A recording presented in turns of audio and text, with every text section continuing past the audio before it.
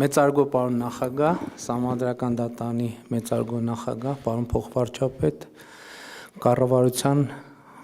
օրենսդիր գործադիր իշխանության հարգելի ներկայացուցիչներ, ջրային կոմիտեի հարգելի նախագահ, ջրային ոլորտի հարգելի աշխատողներ, ներկայացուցիչներ, Հայաստանում հավատարմագրված դիվանագետներ, ողջունում եմ բոլորիդ եւ շնորհավորում եմ բոլորիս ջրային կոմիտեի ձևավորման 25-րդ տարեդարձի առիթով լավ լուրն այն է, որ Հայաստանի Հանրապետությունը հարուստ երկիր է ջրային ռեսուրսներով։ Մի արձանագրում, որը հասկանում եմ, որ շատ տարօրինակ է հնչում այն պայմաններում, երբ մեր գյուղատնտեսական նշանակության հողերի շատ փոքր մասն է ոռոգելի եւ այստեղ խնդիրը ոչ թե ռեսուրսն է, այլ ռեսուրսը կառավարելու մեր ընդունակությունը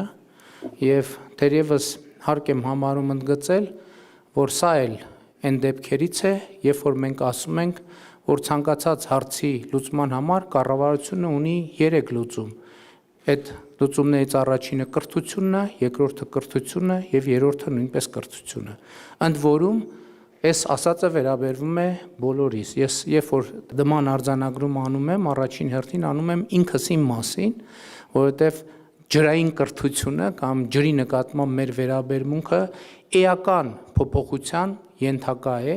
եւ առանց այդ վերաբերմունքի փոփոխության հնարավոր չի հասնել փոփոխության։ Ընդհանրապես մենք շատ խոսում ենք կյանքը եւ իրողությունները փոխելու անհրաժեշտության մասին առանց արձանագրելու մի շատ կարեւոր եւ առանցքային բան։ Որևէ բան հնարավոր չէ փոխել, եթե ինքդ չես փոխվում։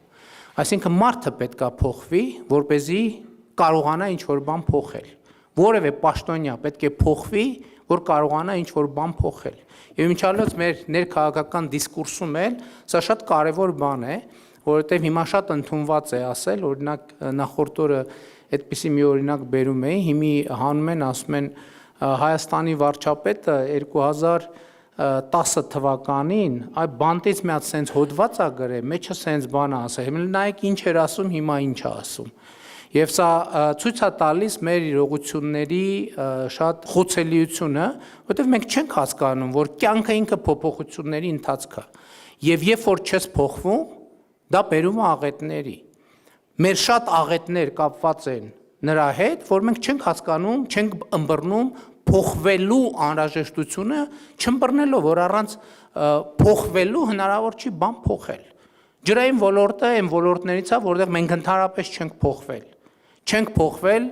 եկեք համարձակություն վերցնեմ ասել վերջին 100-ամյակներում։ Դրա համար էլ տեղում դոփում ենք եւ մեզ ոչ մի բան չի փրկում բացարձակապես։ Եվ չի փրկելու, քանի դեռ մենք չենք հասկանում, որ մենք պետքա փոխենք ջրի նկատմամբ մեր վերաբերմունքը պետական կառավարման համակարգից սկսած ժողովրդական մակարդակով վերջացրած։ Ես շատ հասկանում եմ եւ էմոցիոնալ առումով էլ հասկանում եմ մեր բազմաթիվ գյուղերում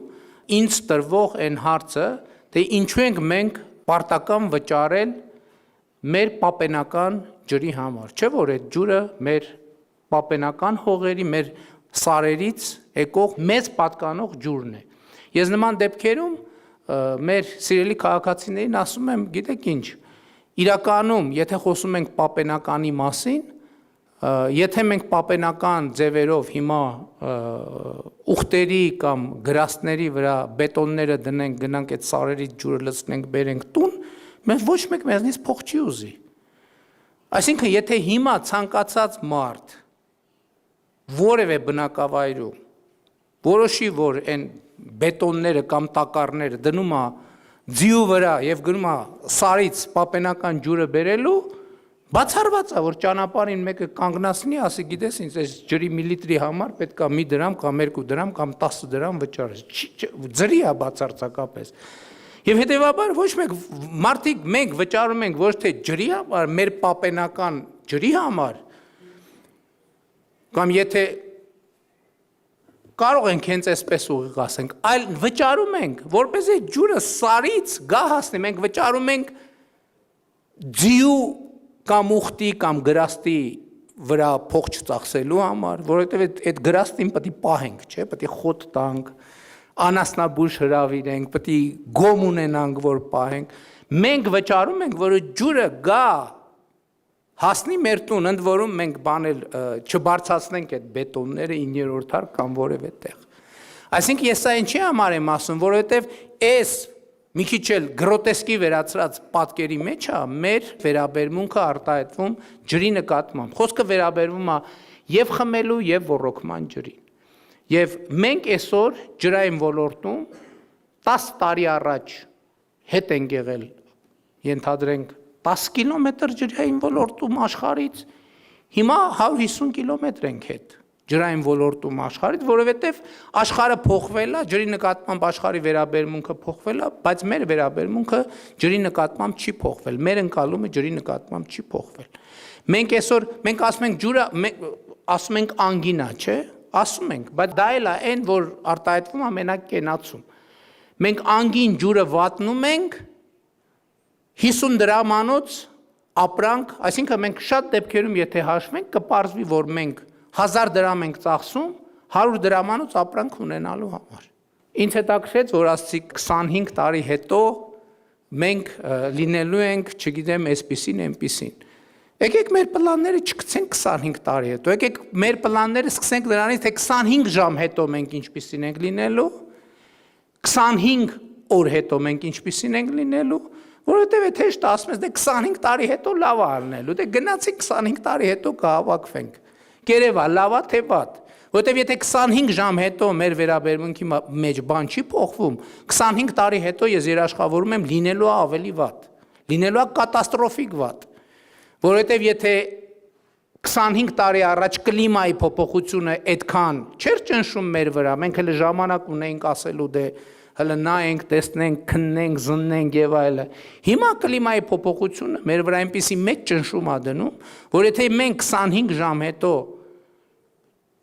չտեսնենք արդեն մեր իսկ վերաբերմունքի փոփոխությունը, 25 տարի հետո կատաստրոֆա է լինելու։ Ոչ մեկ թող հույս չունենա, թե 25 տարի հետո լավ է լինելու։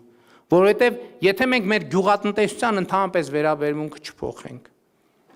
մենք ընդհանրապես խնդիր պետք է դնենք, որ Հայաստանում չոռոգվող գյուղատնտեսական նշանակության հող ոչ միայն պետք է չլինի, այլև բազմաթիվ հողեր,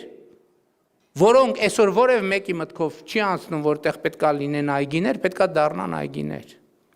Այսինքն գյուղատնտեսականից դուրս, որ համարվում է, չգիտեմ, այլ նշանակության հող, այդ բոլորը պետք է դառնան այգիներ, ու այսօր Հայաստանում, այսօրվա Հայաստանում այդ ջրային ռեսուրսը կա։ Փորձագիտական գնահատականներով Հայաստանում տարեկան 5-ից 7 միլիարդ խորանարդ մետր ջրային ռեսուրս է ձևավորվում։ Այսօր մեր ոռոգման համար ինչ որ մենք տարեկան օգտագործում ենք մի հատ էլ տենց ուրախանում ենք, որ այդքան ջուր ենք կարողացել հավաքել, դա այդ ռեսուրսի ընդամենը չնչին մասն է։ Եվ այդ չնչին մասի մի զգալի մասը Սևանն է ապահովում, որը էլի շատ լուրջ խնդրահարույց է մեզ համար, որովհետև մենք պետք է ի վերջո կարողանանք Սևանը այնպիսի, Սևանը մի ռեսուրս է, որը մենք պետք է օգտագործենք 3-րդ, 4-րդ, 5-րդ, 6-րդ տեղում։ Իսկ այսօր Սևանը մեր ռեզերվն է, այն որ մենք այսօր ամեն տարի կամ 5 տարին մեկ Սևանին անդրադառնում ենք, այդ նշանակում է, որ մենք ընդհանրապես մեր ռեզերվն ենք օգտագործում, այդ նշանակում է, որ մենք ջրային ճգնաժամի մեջ ենք եւ ուրիշ բառապաշար օգտագործել այստեղ պարզապես տեղին չի։ Բայց այդ ճգնաժամը, ել եմ ասում, ոչ թե ջրի մեջ է, ճգնաժամը մեր մեջ է։ Այս էլ այն դեպք, որ ստեղ է ճգնաժամը։ Եվ մինչև մենք այդ ճգնաժամը չհաղթահարենք, ոչ մի բան չի հաղթահարվելու։ Եվ լավատեսության համար ոչ մի հիմք ընդհանրապես չկա։ Որտեղ մենք պետք է հասկանանք այն գյուղատնտեսությունը, որ կա, օրինակ եթե հիմա 25 տարի հետո այդ գյուղատնտեսվարման ձևերը շարունակեն այդպիսի մնալ, բացառված է մենք ոչ մի լավ բան չենք կարող ունենալ։ Մենք պետք է հասկանանք, որ կաթիլային ոռոգումը եւ ինտենսիվ գյուղատնտեսությունն է լուծումը եւ բացառվում է, որ գյուղատնտեսության այն ձևերով ինչ էլ անենք, այսօրվա մեր գյուղատնտեսություն ինքը վնասաբեր է։ Վնասաբեր է ամբողջությամբ, բացի ինտենսիվ գյուղատնտեսությունից, վնասաբեր է ամբողջությամբ, որովհետև մենք չենք հաշվում իր ինքնարժեքը, ջրի, կոնկրետ ջրի գինը թեր գնահատված է, եւ բացարձակապես ամբողջ գյուղատնտեսությունը աշխատում է վնասաբեր ոլորտը, բացի ինտենսիվ գյուղատնտեսության եւ ինտենսիվ անասնապահության։ Եվ մենք այս թեմաների հետ պետք է առերեսվենք։ Իսկ սա առերեսվելու համար ել եմ ասում, գալիս է խնդիրը հանգում է կրթությանը։ Ես օրինակ համոզված չեմ, ընդհակառակը համոզված եմ, որ մենք այս ոլորտում գիտելիքի ոչ թե պակաս, այլ ճեղք ունենք։ Եվ եթե մենք առաջին հերթին պետական կառավարման համակարգում այս ճեղքը չենք կարողանալու լրացնենք, մենք ոչ մի հեռանկար եւ ապագա չունենք։ Եվ ես ասում եմ նաեւ այդ ճեղքը լրացնելու ձևը որն է, որովհետեւ ես հասկանում եմ նաեւ, որ քաղաքական առումով շատ մեծ շահարկումների տեղ է տալիս նաեւ վարձատրության են նոր համակարգը, որը մենք ներդրում ենք, բայց ստեղի լուծումն էլ է այդ։ Ոչ միայն այն պատճառով, որ դա համակարգ է, որ մենք հազար ներողություն ես բառապաշար օգտագործելու համար, որ մենք կարողանանք ստիպել, որ մեր պաշտոնյան հասկանա, որ ինքը ամեն օր պետք է զբաղվի իր կրթությամբ, բայց եթե ոչ, այդ միակ տարբերակն է, որտեղ մենք կարող ենք ասել հետևյալը, այնտեղ որտեղ պաշտոնա թափուր մնում եւ արտաքին մրցույթ հայտարարելու ժամանակ դա միակ տարբերակն է, որտեղ մենք հնարավորություն կունենանք արտաքին մրցույթ հայտարարելու ժամանակ մրցույթի պայմանների մեջ գրել։ Պետք է լինի աշխարհի 100 top համալսարանների շրջանավարտ։ Այսինքն եթե որևէ մեկ օրինակ աշխարհի top 100 համալսարանի շրջանավարտ չի, որոշակի պաշտոններում, չեմ ասում Հայաստանի բոլոր պաշտոնյաները պետք է լինեն աշխարհի top 100 համալսարանների շրջանավարտ։ Որոշակի պաշտոններում չնայած X այդ ուղղությամբ մենք պետք է գնանք նաև այն ուղղությամբ, որ մեր համալսարանների շրջանավարտներն էլ արդեն մեր համալսարաններին էլ լինեն աշխարհի լավ, եթե ոչ top 100-ի մեջ, top 500-ի մեջ։ Եվ ես ուզում եմ մենք այս խնդիրների հետ առերեսվենք, որովհետև առանց այս խնդիրների առերեսվելու մենք ոչ մի խնդիր չենք կարողանալու լուծել։ Մենք ընդհանրապես նման դեպքերում, եթե ուրիշ ոլորտներում ասենք տենց իրավիճակ լինի,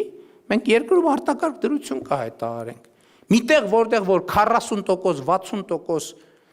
կորուստ լինի, մենք ինչ կանենք, արտակարգ դրություն կհայտարարենք։ Իսկ ջրային ոլորտում դա նորմալ է, հա դե 60% է կորուստը, դարձավ 59%, դարձավ 58.5%, ինչ լավ է, եկեք բան պարգևատրենք եւ այլն, սա աղետ է, ոնց կարելի է սրա հետ ընդհանրապես համակերպվել, ոնց կարելի է ընդհանրապես այս պայմաններում գիշերը քնել, բայց մենք քննում ենք ոնց որ։ Ուստեղ է խնդրեմը, որ մենք այս խնդիրները իր ամբողջ խորությամբ չենք ընկալում եւ այս առիթը ես պատեհ եմ համարում օգտագործել սրա համար, որտեւ եթե մենք պետք է հավաքվենք, ասենք, որ այս հաջողվեց, այս հաջողվեց, այս հաջողվեց, այս հաջողվեց, ինչ հաջողվեց, չհաջողվեց, մեր ջրային ոլորտի մեր կորուստները անհամեմատելի են, ընդհանրապես անհանդուրժելի են։ Բայց այդտեղ մենք չենք կարողանում լուծել խնդիրը, որովհետև էլ եմ ասում, մենք ունենք առաջին հերթին գիտելիքի պակաս։ Մենք առաջին հերթին ունենք այդ գիտելիքը իրացնելու հմտությունների պակաս։ Եվ եթե մենք չգնանք այս ճանապարհով, չնայած ես այս տարբերակը չեմ էլ քննարկում, մենք չենք կարա չգնանք այս ճանապարհով եւ մենք գնալու ենք այս ճանապարհով։ Եվ մի ելույթի հիմնական իմաստն էր, որ կիսել ձեզ թե ինչ կլինի, եթե մենք չգնանք այդ ճանապարհով, այլ ասել, որ մենք այդ ճանապարհով չենք գնալու, մենք գնալու ենք նոր ճանապարհով, որը սկսվում է ջրային ոլորտի եւ ջրի նկատմամբ մեր վերաբերմունքի փոփոխությամբ։ Այնուամենայնիվ տոնական համատեքստը չմթագնելու համար ուզում եմ շնորհակալություն հայտնեմ ոլորտի բոլոր աշխատողներին, ովքեր այս ընթացքում իրենց կարողությունները ներդրել են, որպեսզի մենք ավելի վատ վիճակ չունենանք, պետք է խոստովանել, որ մենք կարող ենք, մենք այդ գործում լավ ենք։ Միշտ էլ կարող ենք ավելի վատ վիճակ ունենալ, ես ուզում եմ շնորհակալություն հայտնել, բայց եւ նաեւ հույս ունենալ, որ մենք արձանագրում ենք։ Սոկրատեսը ասում էր, ես գիտեմ, որ ոչինչ չգիտեմ։ Եվ եթե Սոկրատեսը տենց բան ասել է, կարծում եմ բացարձակապես ամոթ չի, որ մենք էլ ասենք ջրային ոլորտում էլ ցավոք մենք ոչինչ չգիտենք։ Մենք պետք է իմանանք, որ ոչինչ չգիտենք, որ գոնե ինչ որ բան կարողանանք իմանալ։ Շնորհակալություն։